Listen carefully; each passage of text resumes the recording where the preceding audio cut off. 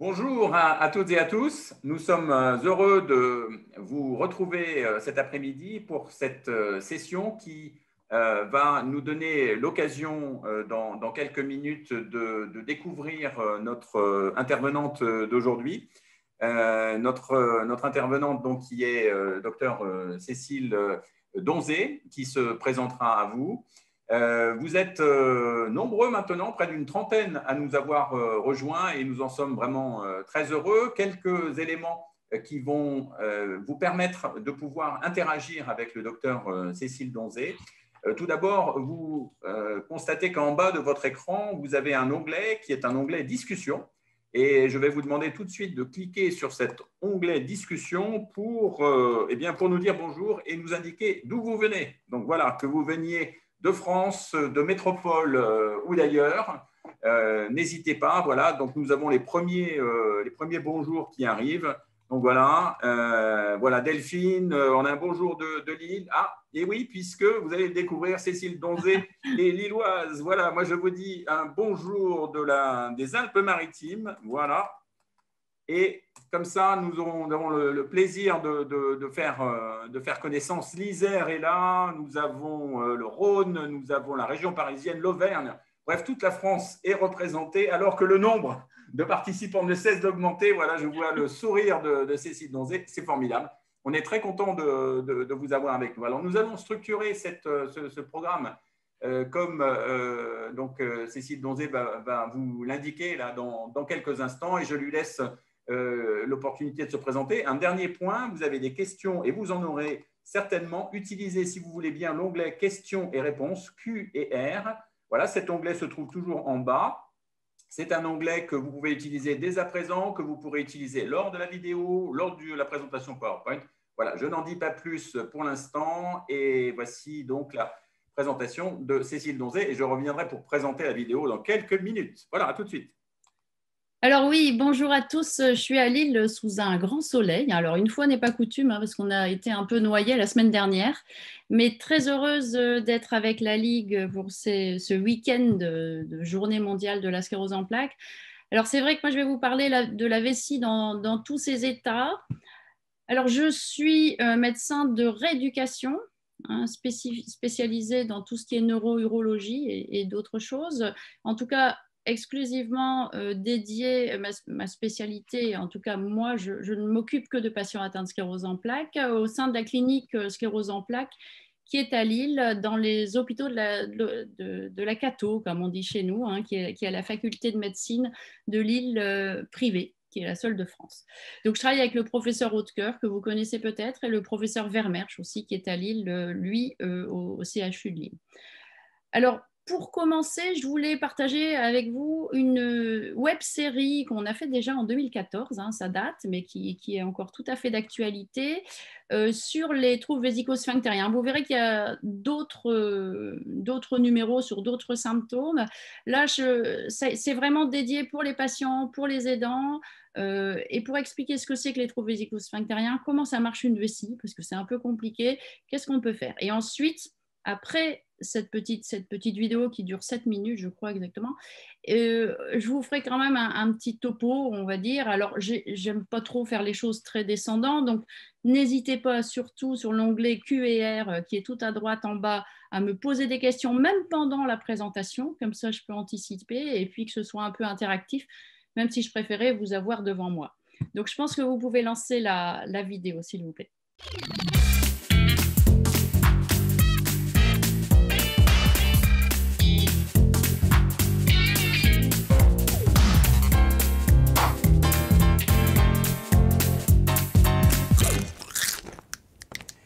Vous arrive-t-il d'être gêné par des envies pressantes d'uriner ou des difficultés à vous retenir?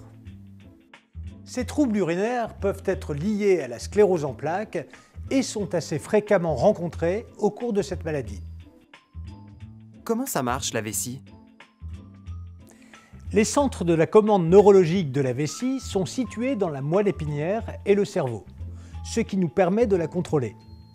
Les reins produisent de l'urine et remplissent progressivement la vessie qui se comporte comme un réservoir en se distendant comme un ballon de baudruche. Lorsqu'elle se remplit, La vessie envoie un signal au cerveau qui nous prévient par la sensation d'un besoin d'uriner de plus en plus intense. Nous avons la possibilité de nous retenir volontairement en diminuant la sensation de besoin et en contractant un muscle situé en bas de la vessie, appelé sphincter. Il sert de robinet. Dès que les conditions le permettent, quand on arrive aux toilettes, nous relâchons le muscle, le robinet s'ouvre, la vessie se contracte et nous vidons notre vessie.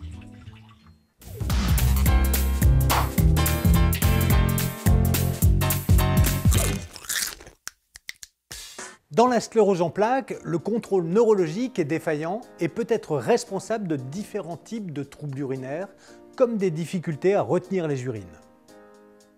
Dans certains cas, la vessie va se contracter dès qu'elle se remplit, même pour de petites quantités d'urine, et va entraîner un besoin d'uriner et parfois même des fuites. C'est ce qu'on appelle l'hyperactivité vésicale. Tout se passe comme si la vessie était énervée, ce qui donne l'envie irrépressible d'uriner. Cette hyperactivité donne des signes cliniques comme l'urgenturie, c'est le besoin urgent d'uriner, et la perte incontrôlée d'urine appelée incontinence. Dans certains cas, vous devrez vous lever la nuit plusieurs fois, c'est ce qu'on appelle la nicturie. Le contrôle neurologique défaillant peut également entraîner des difficultés à vider la vessie. Dans d'autres cas, les lésions situées dans la moelle épinière peuvent entraîner des troubles de la vidange vésicale. Lorsque la vessie est remplie, la moelle est incapable d'envoyer le message au cerveau pour lui signaler le besoin d'uriner ou au sphincter pour lui signaler le besoin de se relâcher. La vessie continue donc à se remplir. Ce trouble de la vidange s'accompagne souvent des signes suivants. La dysurie, avec un jet faible parfois au goutte à goutte, le retard à la miction, qui est une difficulté à débuter la miction même en cas de besoin, l'incontinence, représentée par une fuite d'urine sans besoin ressenti. Enfin, d'autres troubles associés ou combinés peuvent survenir. La difficulté à se retenir, combinée à celle de vider la vessie, est appelée dysynergie vésico-sphinctérienne. Elle est liée à une mauvaise coordination entre la vessie et le sphincter. Dans une situation normale, ces deux éléments fonctionnent de manière coordonnée. La vessie se contracte et le sphincter se relâche pour laisser sortir l'urine. Dans la sclérose en plaques, la vessie se contracte pour évacuer l'urine en même temps que le sphincter se ferme. L'urine reste dans la vessie. Les troubles combinés peuvent se manifester par les symptômes suivants: une urgenturie, un retard à la miction, une dysurie et une incontinence. Il est important d'évoquer ces difficultés avec votre neurologue, votre médecin de rééducation et votre médecin traitant pour préciser les symptômes évocateurs d'hyperactivité, de rétention d'urine ou de dysénergie vésico-sphinctérienne. Seule, cette analyse des symptômes ne permet pas de poser le diagnostic précis du type de trouble urinaire. D'autres causes sont possibles, comme des fuites liées à un problème de manque de force du périnée après un accouchement, et ce, même des années après, ou des causes urologiques, comme un problème de prostate chez l'homme. Des examens seront nécessaires pour déterminer la nature du problème et proposer le traitement approprié. Les traitements feront appel aux médicaments permettant de limiter l'urgenturie, la dysurie. Le sondage urinaire intermittent est une technique simple et efficace qui permet de vider complètement la vessie et de limiter les complications urologiques. Enfin, la rééducation périnale pratiquée chez un masseur-kinésithérapeute sera proposée en fonction des spécificités du trouble urinaire présenté.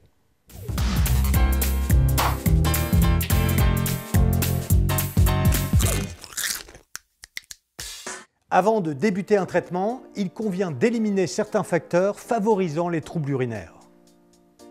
Il est impératif de traiter un trouble du transit associé, comme la constipation, qui représente une épine irritative et peut être à elle seule responsable d'une hyperactivité vésicale. L'hydratation doit être suffisante, mais pas trop abondante. Il est recommandé de boire 1,5 litre de liquide par jour, tout confondu. Eau, café, thé, potage. Certains aliments ou boissons sont susceptibles d'exciter la vessie, comme le café, le thé, les épices, les boissons gazeuses. Essayez de limiter les boissons après 19h30 pour éviter de vous lever la nuit. La tisane ou le potage, le soir, engendre inévitablement un, voire deux levées nocturnes. Certains médicaments peuvent avoir des effets sur la fonction vésicale. Demandez conseil à votre médecin. Rendez-vous systématiquement toutes les 2 à 3 heures aux toilettes sans attendre forcément le besoin d'uriner. Prenez le temps de bien vider votre vessie, ne poussez pas pour démarrer et restez décontracté. Vous l'avez compris, de nombreuses solutions existent pour faire face aux troubles urinaires. Le premier réflexe est de consulter un professionnel de santé pour faire un bilan complet. La prise en charge adaptée vous aidera à vous sentir vite soulagé.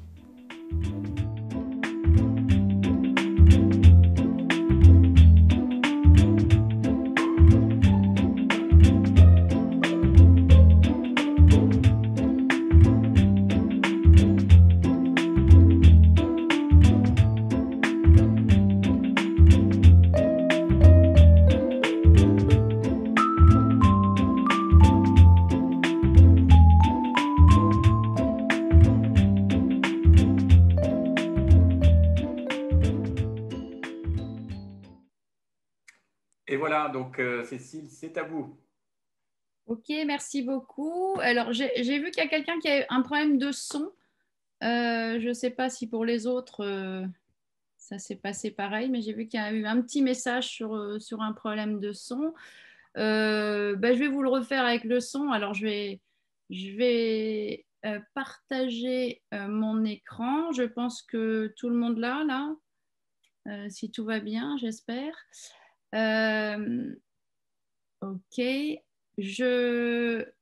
Donc, du coup, je vous fais un petit topo quand même sur les troubles vésico-sphinctériens et la sclérose en plaques. Je ne vais pas reprendre ce qui a déjà été dit dans le petit film, mais c'est quand même bien qu'on reprenne certaines choses. Alors, vous savez certainement mieux que moi que c'est quelque chose d'extrêmement fréquent, hein, puisque, vous voyez, c'est entre 30 et 96% des patients atteints de sclérose en plaques qui vont présenter en fait ces troubles urinaires de différents types. C'est très, très hétérogène. On a vu qu'il y avait des problèmes d'urgence, des problèmes de vidange de la vessie. Ça survient le plus souvent dans les 10 premières années de la sclérose en plaques, avec une médiane d'apparition à partir de 6 ans. Alors, il y a des patients qui n'ont jamais de troubles urinaires, hein, mais effectivement, c'est quand même assez fréquent. Et ça peut même l'être dès la première poussée. Alors, c'est sur un pourcentage de cas un peu moins important. Ça, c'était juste pour vous faire un petit peu peur, mais pour vous montrer que c'est extrêmement compliqué de contrôler une vessie et d'être propre. Et finalement, quand vous êtes un enfant, vous marchez beaucoup plus tôt que vous n'apprenez à être propre. Finalement, on marche à peu près à 1 an, 18 mois, et on est propre à 2 ans, 2 ans et demi, 3 ans. Tout simplement parce qu'il y a le cerveau qui va contrôler la vessie, mais aussi la moelle et puis certains nerfs. Et tout ça, ça doit être ensemble, c'est-à-dire la vessie se remplit, le robinet reste fermé, la vessie se contracte, le robinet s'ouvre. Donc, vous voyez, c'est plein de contrôles différents et c'est extrêmement complexe. Et bien évidemment, puisque le contrôle se fait au niveau cérébral et médulaire, et bien comme la sclérose en plaques est une maladie qui touche le cerveau, en tout cas le système nerveux central, on peut avoir à ces endroits-là certains court-circuits qui expliquent les troubles urinaires. Donc, nous, médecins, ce qui nous importe, c'est vous apporter du confort. Et effectivement, c'est extrêmement inconfortable d'avoir des troubles vésico-sphinctériens, des fuites notamment, ou des urgences. C'est extrêmement pénible.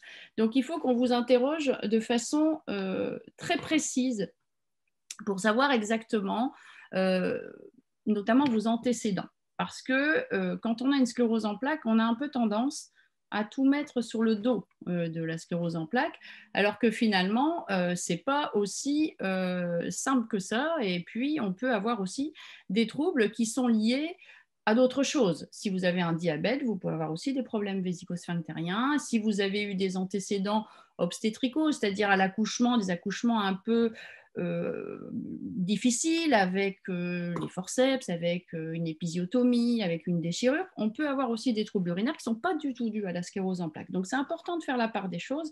Et chez l'homme, il y a aussi, à partir de 50 ans, le risque d'avoir un adénome au niveau de la prostate qui va gêner la miction. Donc, on va vous interroger très précisément sur les fuites, sur les difficultés à vider, s'il y a des urgences, et également la constipation, vous l'avez vu. J'en ai parlé dans le petit film, on en parle, parce que lorsque vous avez une constipation, eh bien, vous allez être extrêmement gêné pour vider votre vessie. L'intestin va être plein, ça va gêner la vessie.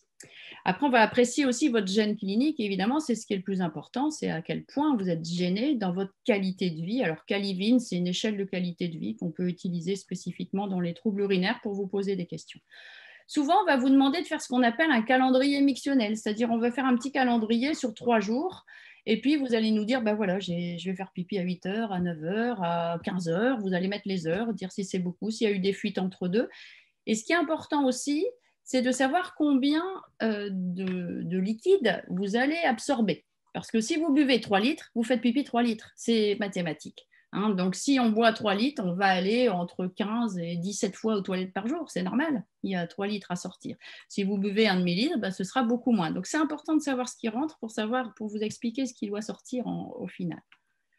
Alors après, il y a des examens qu'on va vous faire parce que ces examens-là ne vont pas être faits tous les ans, mais en tout cas pour débrouiller un peu l'histoire, parce que même si on vous interroge très bien, on n'est pas toujours certain de savoir ce qui se passe réellement. Et pour vous donner un traitement adapté, on doit au moins faire au début, en tout cas des troubles urinaires, ce qu'on appelle un bilan urodynamique, où on va vous demander, vous voyez ici, de faire pipi sur un toilette un peu spécial qui permet de mesurer le débit urinaire. Donc, quand on fait pipi, on entend bien, c'est un seul jet. Et là, vous voyez sur la courbe, ça correspond à la débimétrie, c'est ce qu'on appelle. Et vous voyez à chaque fois, ça c'est, vous faites pipi, ça s'arrête. On fait pipi, ça s'arrête. On fait pipi, ça s'arrête. Et donc, ça, c'est ce qu'on appelle une dysurie, une difficulté à vider la vessie. C'est le robinet qui ne s'ouvre pas comme il faut. Ensuite, on va, alors il fait un peu peur ce dessin, j'avoue, mais on va vous sonder pour remplir votre vessie, pour mesurer la pression dans votre vessie et de voir si elle se laisse distante gentiment quand on remplit avec de l'eau. Et donc ça, c'est un exemple de vessie énervée, comme j'ai dit dans le petit film. C'est une vessie qui est hyperactive où à chaque fois, on va avoir des contractions de la vessie qui vont arriver, alors que normalement, la vessie, elle doit se laisser remplir gentiment jusqu'à un certain point, bien sûr, mais on ne doit pas avoir tous ces pics. Et donc, nous, ça nous donne des indications sur les traitements. Un autre examen qui est peut-être un peu moins invasif parce qu'on ne va pas vous sonder, c'est l'échographie de la vessie et des reins. Donc ça, l'échographie, c'est externe, on a une sonde, on vérifie, on peut regarder la vessie, on peut regarder les reins, on peut regarder s'il y a des calculs. C'est quand même important à faire de façon régulière, ce n'est pas invasif, mais ça permet de vérifier un petit peu également ce qui reste dans la vessie une fois que vous avez fait pipi. Normalement, quand on fait pipi, il ne reste rien dans la vessie, c'est vide. Et puis ça se remplit de nouveau. S'il en reste, ce n'est pas très bon. Comment on va traiter maintenant, parce que c'est ça le plus important, c'est que voilà, on va évaluer, on va trouver ce qui se passe et puis on va traiter. J'ai remis le mot épine irritative, dont vous avez peut-être entendu parler aussi dans le film. C'est tout ce qui va venir énerver la vessie ou même la sclérose en plaques au sens large.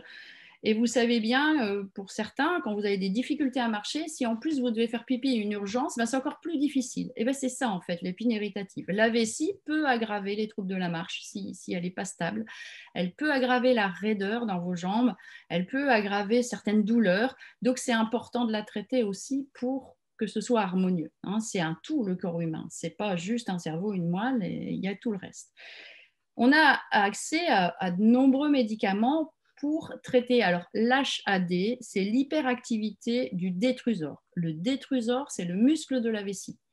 C'est quand je parle de vessie énervée, c'est ça. C'est cette vessie qui vous donne envie d'aller faire pipi tous les quarts d'heure, toutes les heures, et des urgences assez incoercibles.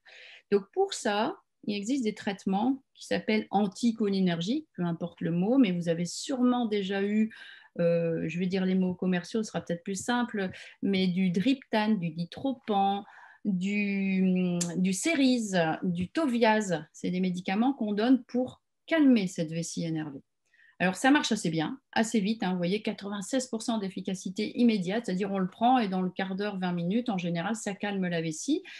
Souvent, ça peut être en une prise, ça peut être en 2 prises, ça dépend un peu du type de traitement. Quand j'ai noté échappement 48%, ça veut dire que dans un cas sur 2, au bout d'1 an, 2 ans, le médicament ne va plus trop faire effet. Donc, on a un échappement thérapeutique et donc, on est amené parfois à changer, à prendre un, puis l'autre, puis revenir à l'ancien. On peut faire comme ça une petite cuisine qui permet de calmer le jeu et d'être efficace quand même.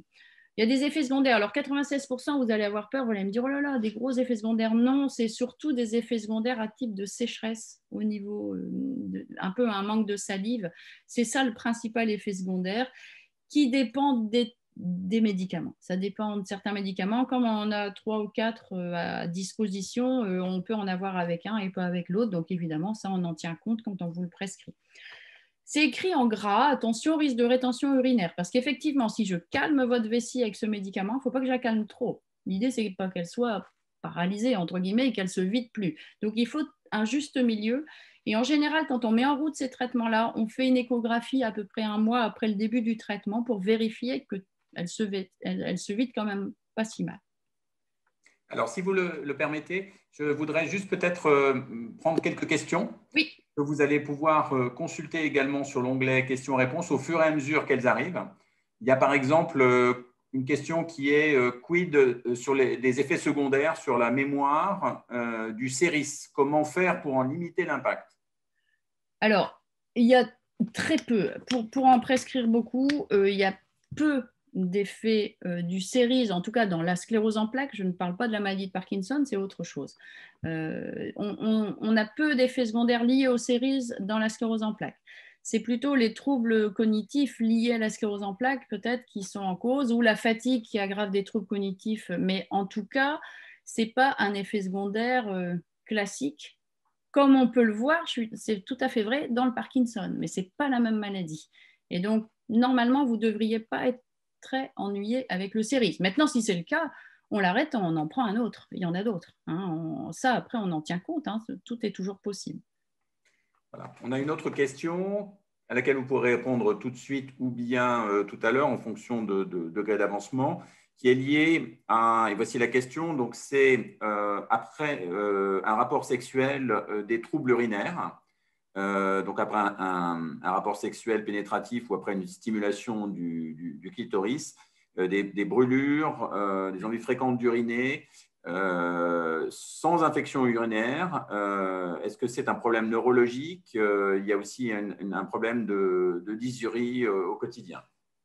Alors oui, c'est un problème neurologique. Le cerveau commande aussi tout ce qui est dans le pelvis, tout ce qui est en bas, on va dire ça comme ça. Et effectivement, la stimulation liée à l'acte fait que ça vient un peu rajouter de l'activité au niveau de la vessie. Alors, c'est vrai que généralement, on dit aux patients d'aller aux toilettes juste avant. Alors, ce n'est pas très glamour parce que c'est un peu programmatif, mais ça permet d'éviter les soucis. Si les patients sont aux autosondages, on en reparlera après, effectivement, on dit de faire un autosondage juste avant le rapport sexuel, ou en tout cas, ce qui est, voilà, dans le quart d'heure, 20 minutes. On n'est pas, c'est pas 3 minutes avant. Mais effectivement, c'est tout à fait neurologique, et donc ça aussi, ça doit se traiter spécifiquement. Mais c'est lié à la sclérose en plaques, c'est lié à l'atteinte neurologique. Si c'est des brûlures ou des douleurs, on peut mettre en place certains traitements spécifiques. Tout à fait. Parfait. On a aussi une question qui est connexe et qui est effectivement donc d'une personne cinquantenaire qui est mariée, maman de 2 enfants, qui a une CEP depuis 1990, qui est traitée au Rebif 44, voilà, et qui a des troubles urinaires fréquents, traitement tamsulosin, un comprimé, Urostime, et des problèmes également. Et ce sujet a été évoqué. Je vous inviterai d'ailleurs à regarder le replay sur les sujets liés à la libido. Donc, absence de libido. Et donc, voilà, la question traitement Rebif, trouble urinaire, absence de libido, que pouvez-vous nous dire? Alors, on est bien d'accord. La libido, pour être bien clair, c'est bien la baisse du désir. c'est pas l'absence d'orgasme. Enfin, je précise parce que c'est pas pour être bien sûr, la libido, c'est le manque de désir. Voilà, donc ça peut être lié à beaucoup de choses. Ça peut être lié spécifiquement à la sclérose en plaques, ça fait partie des symptômes, ça c'est certain. Ça peut être lié à certains médicaments. Alors, le rebif, c'est possible, hein, il n'y a jamais rien d'impossible, mais il y a beaucoup d'autres traitements qui peuvent baisser la libido, et notamment les traitements antidépresseurs qui font baisser la libido. Donc, il faut aussi, voilà, c'est un peu difficile de faire une consultation, mais il faut aussi regarder ce qu'il y a comme autre traitement. Après, le fait d'avoir une sclérose en plaques, c'est pas non plus, enfin voilà, c'est pas toujours facile à gérer, et donc ça peut induire des difficultés ou des angoisses ou de l'anxiété. Donc, et puis après, il peut y avoir aussi d'autres problèmes sexuels, des troubles sensitifs qui font que c'est pas très agréable au final, parce que soit ça fait mal, soit je sens rien. Et donc, effectivement, voilà. Donc, c'est vrai que c'est englobé dans un tout. Maintenant, dire que le rebif... Alors, le rebif ne donne pas de troubles vésico-sphinctériens. C'est pas, voilà, c'est pas un médicament qui peut être impliqué dedans. Mais l'ensemble, si vous prenez du rebif ou un interféron, que vous avez un syndrome grippal, effectivement, vous n'allez pas être en forme pour les rapports. Hein. Ça, c'est certain. Donc, c'est un tout. C'est vraiment, il faut prendre tous les items avant de se lancer dans c'est un effet secondaire d'un médicament uniquement. Parfait. Autre question avec le Fampyra. Est-ce que le Fampyra peut accroître le problème de vessie hyperactive? Alors, j'ai une énorme cohorte. On a 450 patients qui sont sous Fampyra depuis 2013, qu'on suit régulièrement. On a eu très peu d'effets secondaires vésicaux et notamment très peu de... Quand je dis très peu, c'est 3-4 patients, hein, voilà, qui ont eu une aggravation de l'hyperactivité du détrusor. C'est vraiment pas... Et pour ces patients-là, on a refait le bilan, on a recherché, puis on a réussi à gérer l'affaire. Alors peut-être que la vessie a continué d'évoluer. Hein. Je vous rappelle que le Fampyra est un traitement symptomatique, ce n'est pas un traitement de fond qui empêche l'évolution de la maladie. La maladie, elle peut malheureusement continuer d'évoluer, même si on est sous Fampyra. Alors, sauf s'il y a un autre traitement de fond, et j'espère. Mais non, et j'en profite également pour dire que le Fampyra, en aucun cas, ne donne d'infection urinaire. C'est noté dans le RCP du médicament, c'est vrai, mais c'est une erreur. Il y a eu des études depuis qui ont bien montré, et puis de toute façon, le mécanisme d'action n'a rien à voir avec ça. Le Fampyra ne donne pas d'infection urinaire. Donc ça, c'est important aussi, parce que je sais que c'est noté, que ça inquiète tout le monde, et c'est normal. Merci pour cette réponse très claire. Une autre question liée à des problèmes d'urgenturie. À l'hôpital, la personne s'est vue prescrire un traitement par électrode sur la cheville pendant 20 minutes par jour. Cela a réduit ces problèmes. Qu'en pensez-vous? Alors, je vais en parler juste après, si vous voulez bien. Je vais continuer parce que ça fait partie du topo et je répondrai bien sûr à cette question. De toute façon, je l'avais mis en branle. Merci beaucoup. À voilà. tout à l'heure. Si vous voulez bien, je continue un petit peu. Donc, j'étais toujours sur l'hyperactivité du détrusor et ça, c'est important que je vous parle des traitements qu'on appelle endovésicaux, c'est-à-dire dans la vessie. D'accord ? Donc, on va, dans certains cas, quand vous voyez les traitements dont j'ai parlé tout à l'heure, le Series, vous en avez parlé aussi, quand ce n'est pas suffisant parce qu'on a un échappement thérapeutique, parce qu'on en a essayé 3, 4, 5, ça ne marche pas, les gens sont toujours aussi ennuyés. À ce moment-là, on a à notre disposition ce qu'on appelle la toxine botulique dans le détrusor, dans le muscle de la vessie. C'est le fameux Botox hein, qui est célèbre pour les rides, mais qui est aussi très intéressant dans la vessie. Donc, ce médicament, c'est un médicament injectable. Donc, on va faire ce qu'on appelle une cystoscopie. Hein. Donc, on va rentrer un cystoscope, une sonde avec une petite caméra au bout dans la vessie et dans laquelle on va introduire une aiguille et puis on va injecter ce Botox en 30 points différents dans la vessie, dans le muscle. L'idée étant de paralyser, entre guillemets, hein, de complètement désactiver la vessie pour qu'elle soit calme, pour qu'elle ne vous donne plus ses envies et ses fuites. Alors ça se fait sous anesthésie locale ou Calinox, hein, le Méopa, là, qui permet de... C'est pas une anesthésie générale, rarement, hein, sauf des cas très particuliers, mais c'est quand même extrêmement efficace. Alors, votre vessie est plus énervée, elle se laisse remplir. Maintenant, elle se vide plus facilement tout seul. Du coup, il faut absolument que les autosondages soient maîtrisés avant de faire la toxine dans la vessie, parce que sinon le risque de rétention est grand.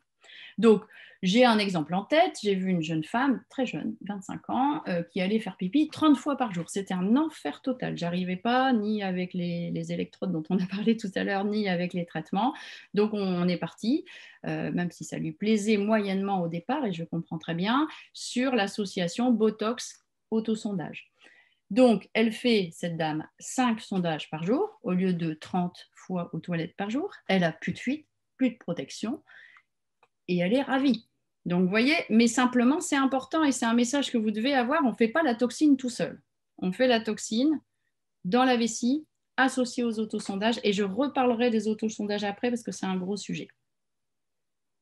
Alors, vous voyez, c'est là, en fait, l'histoire dont vous parliez tout à l'heure. Hein. Donc, c'est ce qu'on appelle la neurostimulation transcutanée tibiale postérieure. C'est un gros mot. Ça s'appelle Urostim, le petit appareil. Hein. C'est un Urostim 2. Alors, l'Urostim, vous voyez, c'est ce petit boîtier qui est là, dans lequel il y a des programmes tout faits.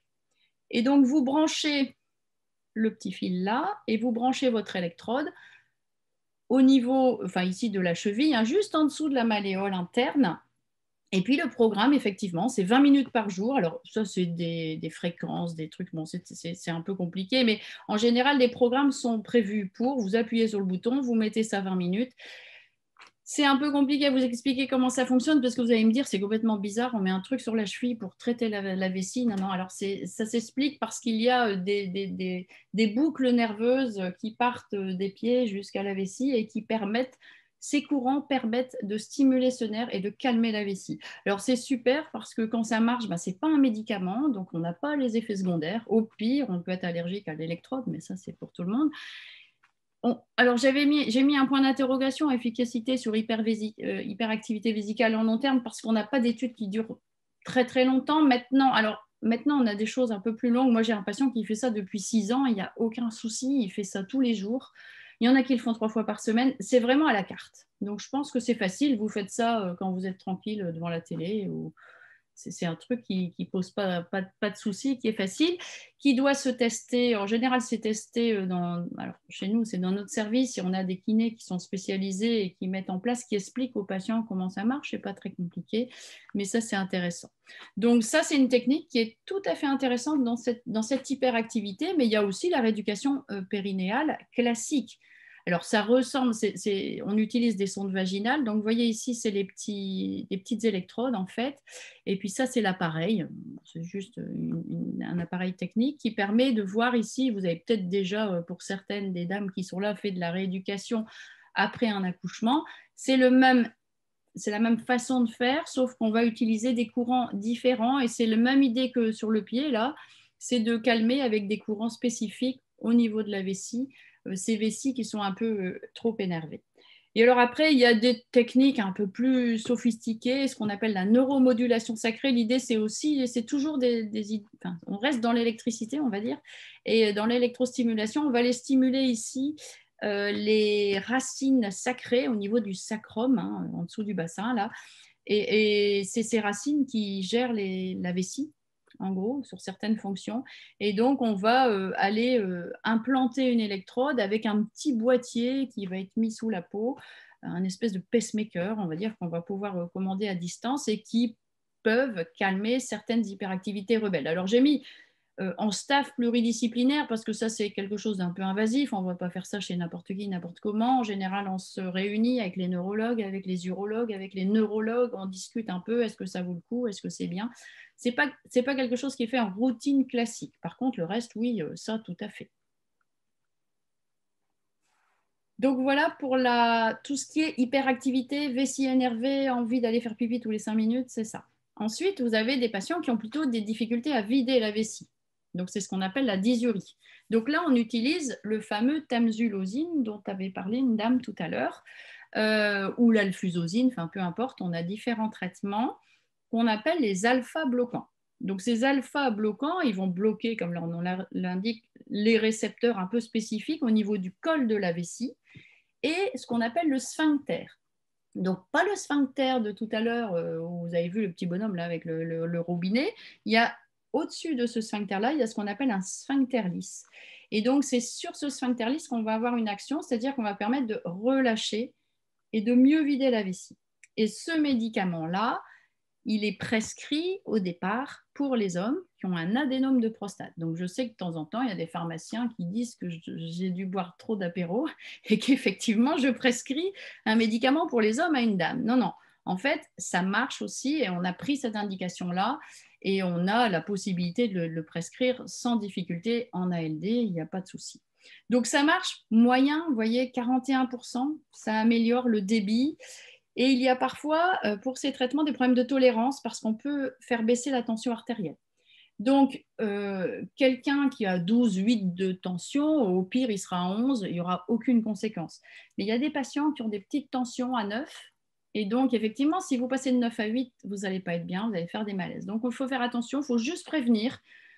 C'est quand même assez rare. Hein. C'est la majorité, 80% des patients le tolèrent bien. Et son activité, la tamsulosine, il est juste là pour améliorer la vidange vésicale. Il ne va pas jouer spécifiquement sur la vessie énervée. En revanche, ce qui énerve aussi la vessie, c'est une vessie qui ne se vide pas. Si elle ne se vide pas, ça l'énerve. Elle veut que ce soit vide. Donc, effectivement, si on la vide mieux, elle se remplira moins vite. Donc, ça peut se discuter et parfois, on peut être amené à mettre les deux traitements en même temps. Vous voyez, tout à l'heure, la dame qui posait la question, elle avait effectivement l'Urostime, l'appareil pour calmer sa vessie, mais elle avait la tamsulosine pour vider mieux sa vessie. Donc, j'imagine qu'il y avait un problème de vidange associé, ce qui est souvent le cas. Est-ce qu'avant les autosondages, il y a des questions? Parce que moi, je ne les vois pas comme je suis sur… Alors oui, quelques questions qui concernent l'alfulosine. Alors, une personne dit, j'ai essayé l'alfulosine et effectivement, j'ai une baisse de tension et l'impression de faire une poussée. Oui, parce qu'en fait, cette hypotension, c'est comme si vous étiez fatigué, enfin, ça vide, hein, la tension elle est trop basse. Et effectivement, ça peut le faire avec alfusosine. Parfois, on réessaye un autre et ça ne le fait pas. Vous voyez, il y a différents traitements qui sont… mais il y a des patients qui ont des effets secondaires importants et pour lesquels on ne pourra pas utiliser ces alpha-bloquants. Je reviens sur les autosondages dont vous parliez tout à l'heure. Une personne nous dit, voilà, je suis allé à l'hôpital pour apprendre les autosondages, mais c'est impossible pour moi d'en faire 5 par jour. Alors du coup, je ne les fais pas. Eh bien, on va en parler. Je vais aborder les autosondages. Je sais que c'est quelque chose de compliqué, mais c'est une technique qui existe depuis très longtemps. Je vais vous faire l'histoire. Vous voyez, alors les autosondages, c'est très simple. D'ailleurs, il faut que ce soit simple. L'idée, c'est votre vessie ne se vide pas, et bien c'est tout. Je vais utiliser un petit tuyau que je vais mettre aux toilettes, qui va vider ma vessie. J'enlève mon petit tuyau, je me lave les mains, c'est fini. C'est quelque chose de très ancien, vous voyez. Alors, très ancien, je suis encore plus ancienne que ça. Moi, je suis née avant les années 70, mais Lapides, qui est un urologue, en 72, il a décrit la technique. Et jusqu'aux années 70, en fait, les paraplégiques, les accidentés de la route, qui n'ont aucune autre solution que les autosondages, avant, on ne faisait pas d'autosondage et ces personnes décédaient à 40 ans de complications rénales parce qu'ils ne pouvaient pas faire pipi et que ça devenait très compliqué. Donc, Lapides avait mis au point, avait dit, je vais, plutôt que mettre une sonde à demeure qui est extrêmement dangereuse pour les infections, etc., je vais demander à mes infirmières de le sonder 5-6 fois par jour. Et donc, effectivement, à l'époque, les gens allaient à l'hôpital, on les sondait, etc. Et puis, dans tous ces patients, il y avait une dame qui avait une sclérose en plaques, en fait, et qui avait envie d'aller en vacances. Et elle s'est dit, oh, de la zut, moi, je vais le faire tout seul. Ça fait 3 ans qu'on me le fait. Je vois bien comment ça marche. Je vais le faire tout seul. Et donc, pendant sa semaine de vacances, elle s'est débrouillée. Elle l'a fait 4 fois ou 5 fois. Alors, on ne lui avait pas appris, elle. 4 ou 5 fois par jour. Elle s'est sondée. Elle a trouvé ça hyper pratique.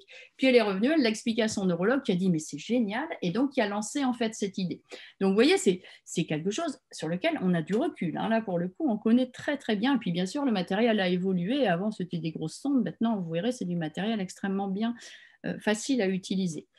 Il y a environ, parce qu'on ne peut pas les compter, entre 25 et 30% des patients atteints de sclérose en plaques qui sont sous sondage intermittent. Et effectivement, le nombre a un peu augmenté depuis l'arrivée de la toxine, dont je vous ai parlé tout à l'heure, qui permet de calmer très fort les vessies. Toutes les études montrent que la qualité de vie est améliorée grâce à la pratique des autosondages. Vous voyez, aux alentours de 80%. Maintenant, ça nécessite une éducation extrêmement bien conduite pour laquelle on va prendre du temps Et puis un suivi. Ce n'est pas le tout de donner une sonde à quelqu'un, de lui dire vas-y, tu vas te sonder 5 fois, débrouille-toi. Ça, ce n'est pas possible. Ça doit être suivi, c'est-à-dire que les gens doivent être vus au bout d'un mois. Moi, je revois tous mes patients au bout d'un mois, je les ai au téléphone, il y a une infirmière qui va à domicile pour voir si tout va bien. On ne laisse pas les gens comme ça, enfin, ce n'est pas naturel de se sonder. Après, le geste est d'une simplicité remarquable, ce n'est pas compliqué. Tout vient de l'éducation aux autosondages et c'est ça la clé du succès. À quoi ça sert? Quels sont les objectifs des autosondages? Alors, je vous rappelle, l'autosondage, c'est une technique propre. En gros, c'est vous avec vos germes. Vous savez qu'on vit avec plein de germes. Même si on se lave bien les mains, on a quand même des germes avec qui on vit et avec qui ça se passe très bien. Et donc, quand vous vous sondez, même si jamais par malheur il y a un germe qui rentre dans votre vessie, c'est le vôtre. Il ne va pas vous attaquer. C'est un germe gentil qui vit avec vous. Donc, vous vous sondez, vous vous lavez les mains, vous vous sondez, vous verrez qu'il n'y a pas besoin de faire de toilette aux antiseptiques ou je sais quoi. Et puis, vous videz. Donc, premier objectif, c'est la vidange. Le deuxième objectif, c'est de limiter les infections urinaires. Le troisième, c'est de limiter l'incontinence, et on verra comment, de limiter les complications sur le rein, parce que ça, c'est dramatique. Et puis, évidemment, d'améliorer la qualité de vie. C'est un geste propre et non stérile. Donc, vous avez ici, je prends un exemple, une petite sonde.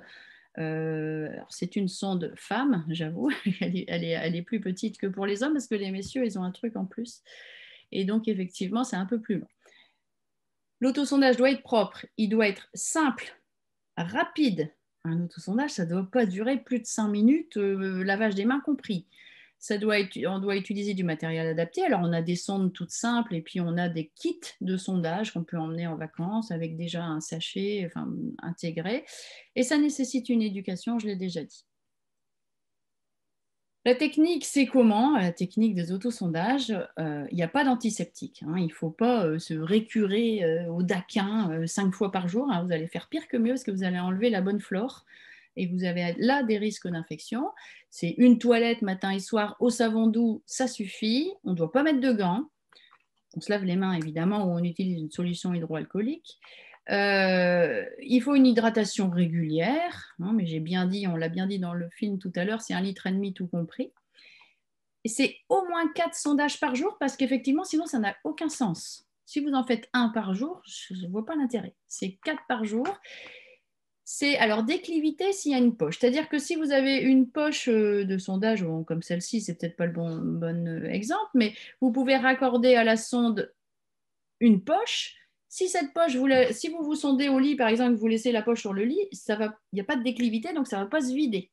Donc c'est important, si vous le faites au lit, que cette poche, elle soit en bas pour que ça coule. Il faut retirer lentement la sonde. Je sais bien qu'on n'aime pas avoir cette sonde, mais on a plutôt tendance à l'enlever vite. Mais si vous l'enlevez vite, on peut avoir un phénomène de sonde captive, c'est-à-dire que le sphincter va se serrer sur la sonde parce qu'il n'aime pas ça. Et donc là, vous risquez de vous blesser. Donc on le retire lentement. Et l'idée, c'est que vous soyez complètement autonome dans la mesure du possible pour aller alors, au lieu d'aller aux toilettes, vous allez aux toilettes et vous faites votre autosondage. Donc, pour répondre à la question de tout à l'heure qui était je ne peux pas en faire 5 par jour, mais si vous pouvez aller faire pipi 5 fois par jour, vous pouvez vous sonder 5 fois par jour. Tout dépend de l'éducation, si vous voulez. C'est ça. Après, c'est difficile, mais moi, les patients, s'ils ne se sentent pas prêts, ils ne se sentent pas prêts. C'est pas moi qui vais le faire à leur place. C'est vrai, c'est vraiment un partenariat, c'est leur apprendre. Le geste n'est pas difficile. Je pense que l'aspect psychologique au sens large est parfois un peu perturbant. Les patients peuvent avoir peur, ils n'ont pas d'idée. Quand je leur parle d'autosondage, c'est pas facile à entendre. Ils ont l'impression d'avoir un surhandicap, alors qu'au contraire, ça va leur libérer, ça va leur changer la vie. Et j'ai l'habitude de dire, pour avoir beaucoup de patients en autosondage depuis maintenant 20 ans, ma plus jeune, c'est une petite fille de 4 ans, donc vous imaginez, 4 ans. Et puis ma plus âgée, elle avait 88 ans. Et c'est super, quoi. C'est quelqu'un de 88 ans qui est OK et qui va expliquer aux plus jeunes comment on s'autosonde, ça chapeau, parce que ce n'est pas évident. Donc c'est une technique qui est intéressante, qui doit surtout bénéficier d'une éducation bien faite, où on prend son temps. Ça ne doit pas se faire pendant 1 heure sur un coin de table. Nous, les patients, on les éduque sur 48-72 heures. Et donc, on le fait au départ avec eux, puis après, c'est eux, et puis voilà. Et surtout, alors j'ai mis ici une grosse croix rouge sur le miroir. On n'éduque pas aux autosondages avec un miroir. Comment voulez-vous mettre ce miroir dans les toilettes? C'est pas possible. Donc, on éduque tous nos patients au toucher. On leur apprend, alors évidemment, c'est nouveau voilà, pour certaines personnes, voilà, où est-ce qu'il est le méa urinaire.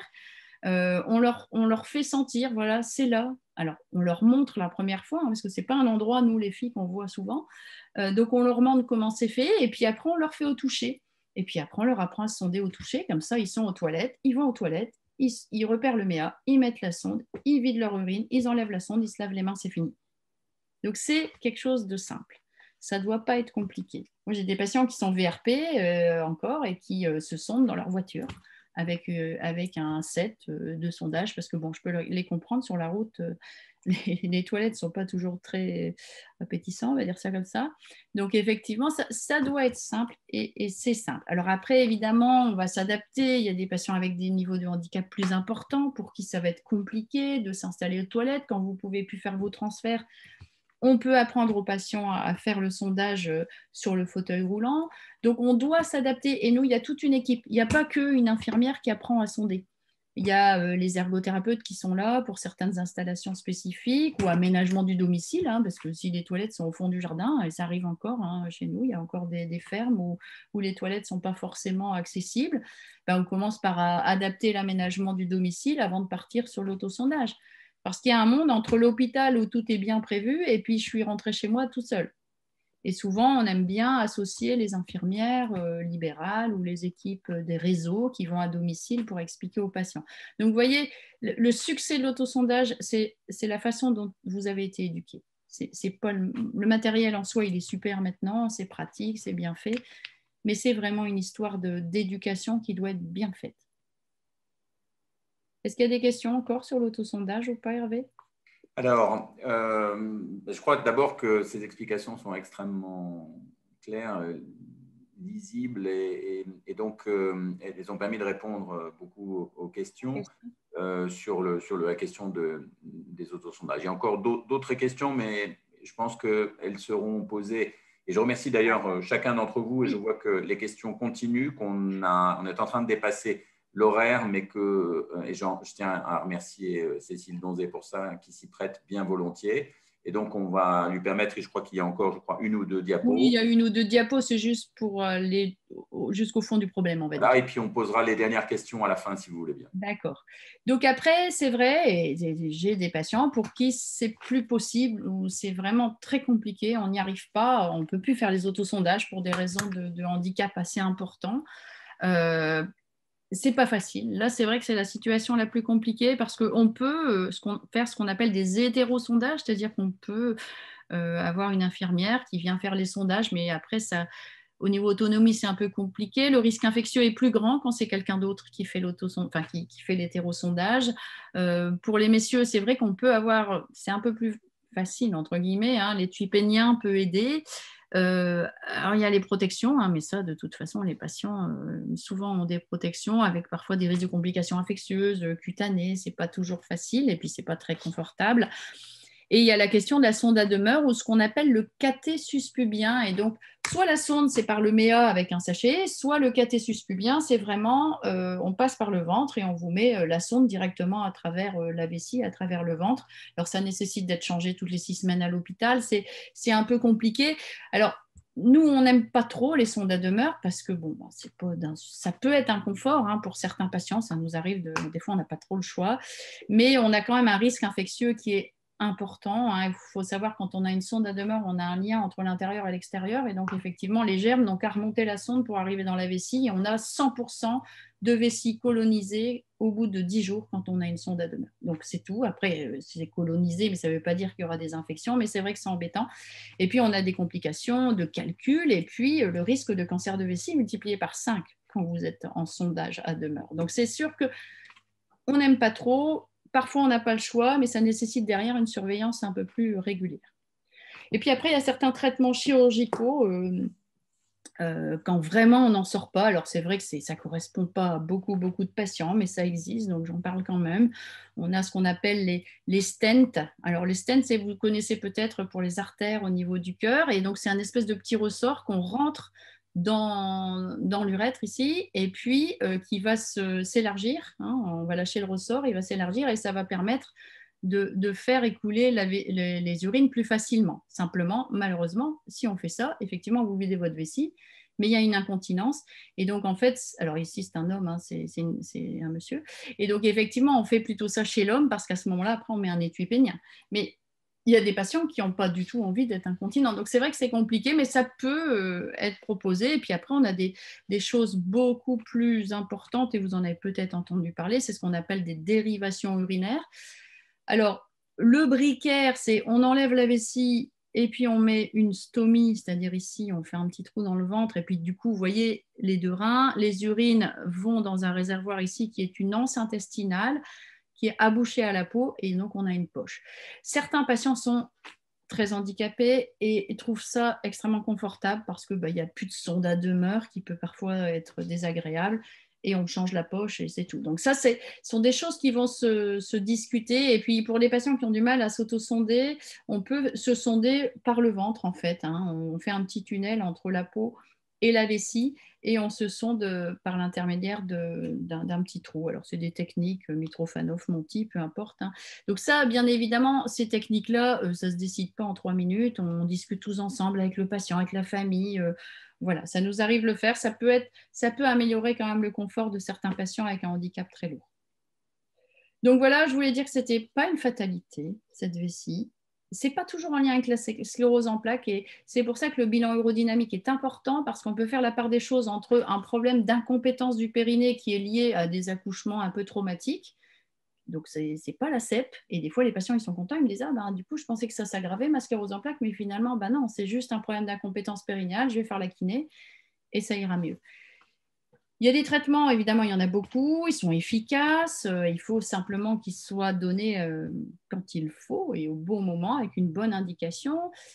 Je pense qu'il faut vraiment démystifier les autosondages urinaires, et ce n'est pas votre ennemi, c'est quelque chose qui rend énormément service. Donc j'ai l'habitude de dire que tout le monde me déteste quand je parle des autosondages, et tout le monde m'adore au bout d'un mois en disant mais c'est super, ça a changé ma vie, je ne suis plus embêtée, j'ai plus de protection. Donc bon, c'est pas grave, je les laisse me détester au début, après ça change. La notion d'épine irritative, ça c'est important aussi, et si vous ne traitez pas une constipation, eh bien, vous aurez toujours vos troubles urinaires qui vont être difficiles à gérer. Et puis, si on ne traite pas, si on ne fait rien, ben, on peut avoir des complications comme des infections urinaires ou bien des reflux d'urine dans les reins, et puis au final, vraiment abîmer vos reins. Donc, c'est important d'en parler, c'est important de trouver, je vais arrêter le partage, c'est important de trouver exactement ce qui se passe pour vous donner le meilleur des traitements, et vous rendre service. Et parfois, alors je sais bien que vous pouvez être impatient parce que c'est extrêmement gênant, mais parfois on met un peu de temps parce que c'est un peu de la cuisine. Voilà, on rajoute un peu d'alpha-bloquant, un peu d'anticholinergique, puis après on fait les sondages, et puis voilà. Donc c'est vrai que c'est quelque chose d'un peu, un peu compliqué parfois, mais en général, on arrive à vous rendre service. Parfait, merci beaucoup. On va prendre encore quelques questions si vous voulez bien. J'ai rendez-vous lundi, et pardonnez-moi si mon interprétation n'est pas tout à fait exacte, pour faire des séquentes pelviennes. Est-ce bien avec une CEP? Des quoi? Ah, j'ai pas compris. Des séquentes sur un pelvicentre. Alors, je vois séquentes pelviennes, etc. Alors, pardonnez-moi si… Alors, peut-être cette question peut-elle être reposée si elle… Parce que je sais pas, je séquente… Faire des séquentes sur un pelvicentre, est-ce bien avec une séquente pelvienne? Peut-être une précision, pelvicenter. Ah, peut-être que c'est du traitement séquentiel, c'est pas ça, peut-être? Alors, la personne nous dit pelvicenter, un fauteuil. Oui, alors quand en fonction de ce que vous avez dit, elle a dit oui. Oui, c'est des techniques de rééducation un peu spécifiques, avec des courants un peu spécifiques. Ça peut être proposé après, voilà, tout dépend pourquoi on vous le propose, mais ça, c'est une technique de kiné qui est connue, qui est pas… Effectivement, c'est tout à fait possible à voir. Après, parfois, on a des bons résultats. J'ai vu pas mal de questions sur les infections urinaires et ça, c'est bien parce que je n'ai pas eu le temps de beaucoup en parler. C'est un gros sujet. Les infections urinaires sont liées aux troubles de la sclérose en plaques. D'accord? C'est parce que cette vessie, si vous voulez, une vessie qui ne se vide pas, l'urine stagne et les bactéries prolifèrent. D'accord? Alors, on peut être colonisé, hein, on peut avoir des bactéries dans les urines sans aucun signe, et donc ça, ce n'est pas une infection urinaire. On parle d'infection urinaire quand il y a des signes spécifiques. Alors, soit vous avez encore une sensibilité qui est préservée, et à ce moment-là, ça brûle, ça pique, comme moi, si j'ai une cystite, ça brûle, ça pique, j'ai l'impression de faire pipi des lames de rasoir, bon, ça c'est typique, c'est une infection urinaire symptomatique.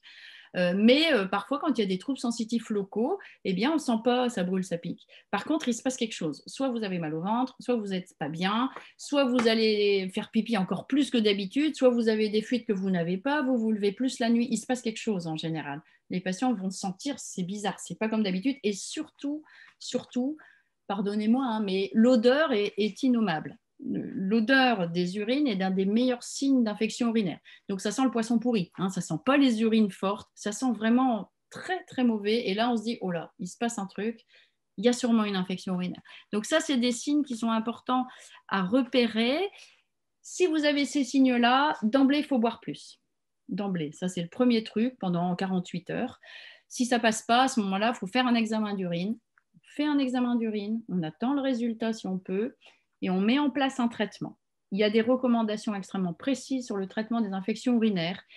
Dans la sclérose en plaques, on est sur des vessies compliquées et il n'est pas du tout recommandé de prendre des traitements minutes comme Monuril ou Uridose ou tous ces trucs-là. C'est contre-indiqué, ça ne sert à rien. Ça ne va faire qu'entraîner des résistances antibiotiques. Et après, on va repartir. C'est pour ça que parfois, vous prenez un sachet de Monuril et puis 3 jours après, ça recommence et puis on n'en sort pas. Donc non. Signe urinaire, ECBU, traitement antibiotique adapté. Si c'est urgent, parce que vous êtes très embêté, on va tabler sur quelque chose d'empirique et on va attendre d'avoir les résultats de l'ECBU pour après mettre l'antibiotique qui correspond. Ça, c'est important parce que sinon, après, on se retrouve avec des résistances terribles et on ne peut plus vous traiter.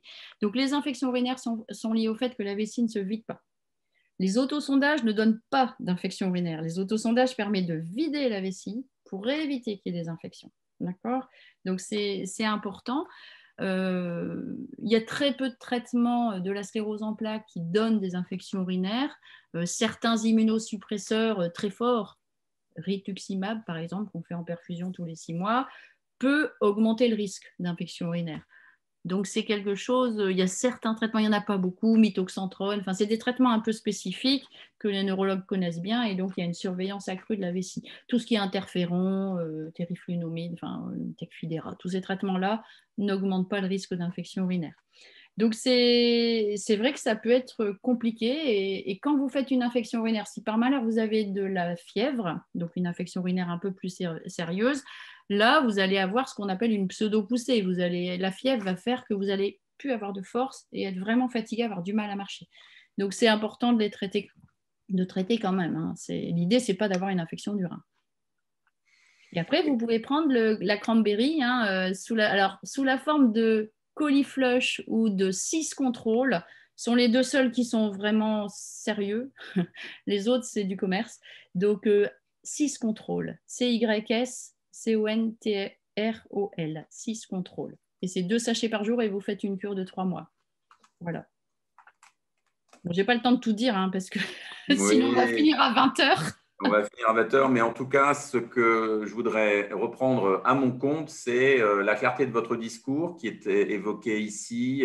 Un immense merci pour la douceur de vos propos, toute votre bienveillance.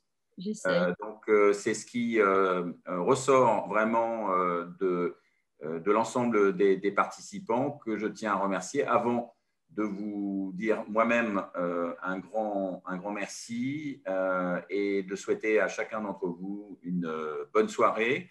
Voilà, les merci continuent conférence très intéressante, de manière très simple, de manière très claire. Voilà, donc un grand merci à tous les participants et puis une fois de plus, merci Cécile Donzé et bonne soirée. Merci, au revoir.